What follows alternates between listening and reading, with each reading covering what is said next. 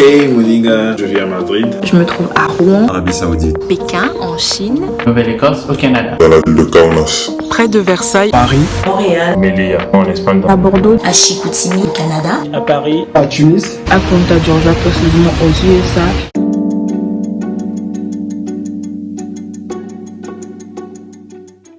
Je suis confinée avec mon fiancé. On allait se marier.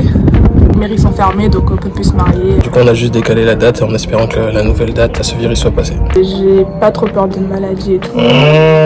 Ça. Oh, mais non, moi personnellement, je tombe pas malade bêtement. Donc j'ai pas trop peur pour moi. Ma mère nous a dit il y a pas longtemps que les œufs avaient augmenté de 1 € et quelques. On doit sortir, on doit être muni d'une attestation pour dire ce qu'on va faire dehors, etc. Et pendant combien de temps. Première chose que je ferai, aller à l'église, je crois. Je vis avec ma famille. Là où je suis, nous sommes en phase de fin de confinement, mais on est confiné depuis mi-février. C'est arrivé pendant les vacances du Nouvel An chinois. C'était juste un peu comme des vacances prolongées, quoi. Donc tout le monde était un peu content.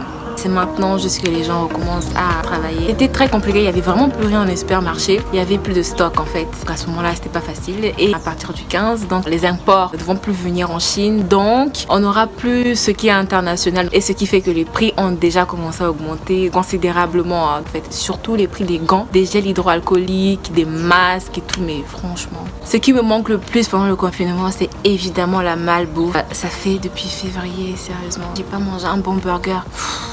Et puis vous me direz, oui, je peux commander. Oui, mais avec des parents qui pensent que le virus est dans tout aliment fait hors de la maison, on peut pas commander. Ça me perturbe. Ici, ils ont décidé de tout fermer avant que ça devienne aussi grave. Et comme en France, d'abord, il y avait le stress de l'université, puis ensuite de la famille au Congo, des conditions. Imaginez tous les scénarios faits possibles. Mais après, il faut essayer de rester positif. Je suis confinée seule.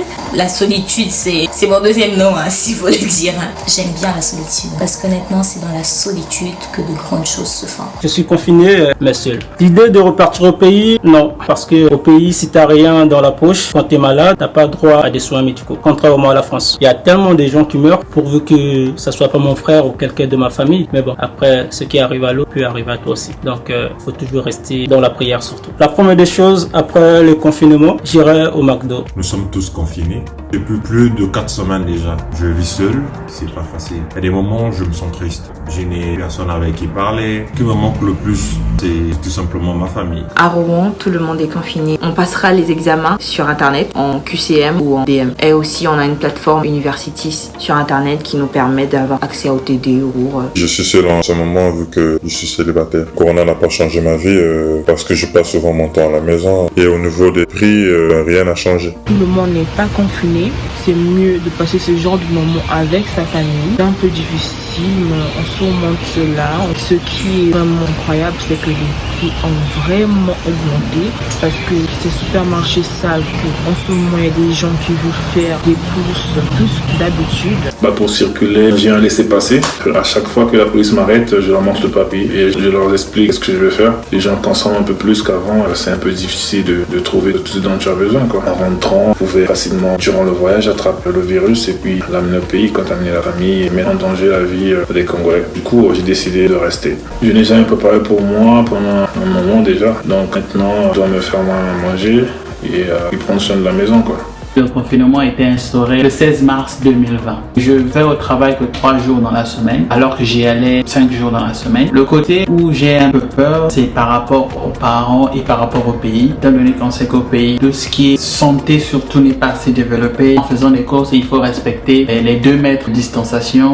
Et quand tu arrives devant un supermarché, il y a une grande ligne à l'extérieur du supermarché juste pour attendre. l'école a mis une plateforme en ligne pour pouvoir étudier. Il y a les professeurs qui te connaissent d'un côté et les étudiants pour apprendre comme si en fait on était sur place. L'idée de repartir au pays ne m'a pas traversé l'esprit parce que je suis venue ici pour un but qui est celui des études. Je n'ai pas terminé, je vois pas pourquoi je ne serais repartie parce qu'il y a une épidémie. Je suis confinée avec ma famille ici et ça se passe plutôt bien. Mais c'est vrai que l'ambiance du pays quand même, je pense que ça me manque. Pouvoir aller à l'église, ça me manque beaucoup. Mine de rien aussi, mon école me manque. Alors la première chose que je ferais, c'est d'aller manger au resto.